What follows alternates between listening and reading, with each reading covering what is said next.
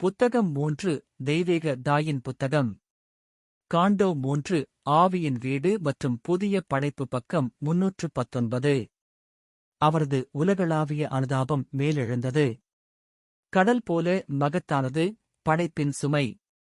பூமி அனைத்து உயிரினங்களின் தியாகத்தையும் தாங்கும்போது மறைக்கப்பட்ட ஆழ்நிலையின் மகிழ்ச்சியையும் அமைதியையும் கண்டு சிலிர்த்தது. இனி பிரிவின் முடிவற்ற சுருள் இல்லை. ஒன்று வளர்ந்தது ஆவியின் இரகசிய ஒற்றுமை. அனைத்து இயற்கையும் மீண்டும் ஒற்றை பேரின்பத்தை உணர்ந்தது. ஆன்மாவிற்கும் இடையில் எந்த பிளவும் இல்லை. உலகத்திற்கும் கடவுளுக்கும் இடையில் எந்த தடையும் இல்லை. வடிவமும் நினைவகத்தின் வரம்பு கூடும் மேலெழுந்தது. மூடிய மனம் கைப்பற்றப்பட்டு கிழிக்கப்பட்டது. அது கரைந்து இப்போது இனி இருக்க முடியாது.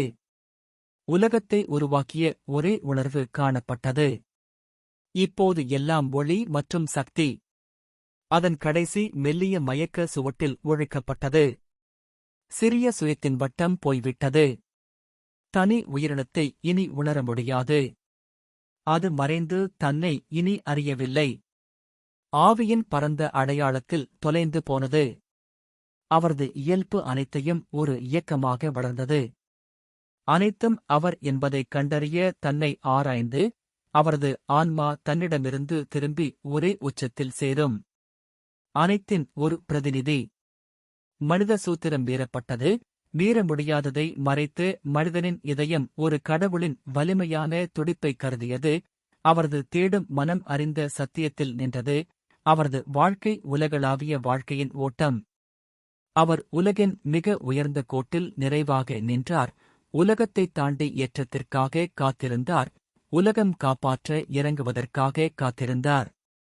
ஒரு மகிமையும் ஒரு சின்னமும் பூமியைச் சூழ்ந்தன. அமைதியான எபிஃபானிகள் புனிதமான பரந்த பகுதிகளைப் பார்த்தன. சூழப்பட்டிருந்தன. ஞானமான முடிவெளிகள் நெருக்கமாக இருந்தன.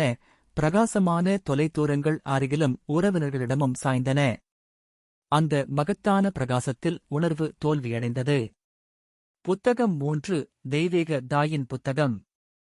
காண்டோ 3 ஆவியின் வீடு மற்றும் புதிய படைப்பு பக்கம் 320. அவரது காதுகளிலிருந்து இடைக்கால குரல்கள் விழுந்தன. மேலும் சக்தி வாய்ந்த சிந்தனை இனி பெரியதாகவும் வெளிர் நிறமாகவும் மூழ்கவில்லை. மர்மமான கடல்களில் சோர்வடைந்த கடவுளைப் போல மரண சிந்தனையின் ஆணைகள் கீழே போடப்பட்டன. அவரது அறிவை முழுமையான பார்வைக்கு வெளிப்படுத்தின. விதியின் உந்துதல் நின்றுவிட்டது. இயற்கையின் தூக்கமில்லாத உந்துதல். விளையாட்டு வீரர் விருப்பத்தின் எழுச்சிகள் சர்வ வல்லமையுள்ளவரின் அசையாத அமைதியில் அமைதியாக இருந்தன.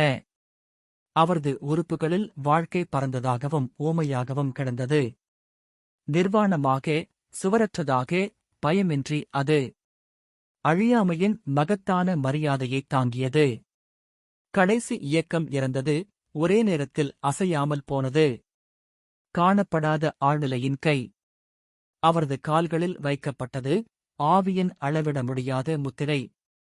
முடிவிலி அவரை கரையற்ற மயக்கத்தில் விழுங்கியது. மர்மமான கரைகளை நோக்கி தனது பயணத்தை மேற்கொள்பவராக, கடவுளின் சுவாசத்தால் பெரிய பெருங்கடல்கள் வழியாக. கீழே ஆழமற்றது, சுற்றி தெரியாதது. அவரது ஆன்மா குருட்டு நட்சத்திரக் களத்தை, விண்வெளியைக் கைவிட்டது. அளவிடப்பட்ட உலகத்தை உருவாக்கும் அனைத்திலிருந்தும் வெகு தொலைவில் மறைக்கப்பட்ட நித்தியங்களுக்குள் மூழ்கி அது மனதின் நுரைக்கும் மேற்பரப்பில் இருந்து பரந்த பகுதிகளுக்கு திரும்பியது. எல்லாம் அறிந்த தூக்கத்தில் நமக்குள் குரலற்றது. வார்த்தை மற்றும் சிந்தனையின் அபூரண அடையாளத்திற்கு மேலே. வடிவத்தின் ஆதரவை தேடும் பார்வைக்கு அப்பால். மேலான ஒளியின் ஆழமான பாதைகளில் தொலைந்து போனது. அல்லது வெற்று அம்சமற்ற ஒன்றுமில்லாததில் பயணம் செய்தல். தடமில்லாத அளவிட முடியாததில் ஒரே. அல்லது சுயமற்ற மற்றும் சுயமற்ற தன்மை மற்றும் தன்னலமற்ற தன்மையைக் கடந்தது. நனவான மனதின் கனவு கரைகளை மீறி. அவர் இறுதியாக தனது நித்திய அடித்தளத்தை அடைந்தார். துக்கமற்ற உயரங்களில் எந்த சிறகு அழுகையும் தொந்தரவு செய்யாது. இந்த மரண நாடகத்திற்கு மேலே தூய்மையானது மற்றும் தீண்டப்படாதது. ஆவியின் அமைதியான அசையாத காற்று பரவியுள்ளது. தொடக்கமும் இல்லை, முடிவும் இல்லை.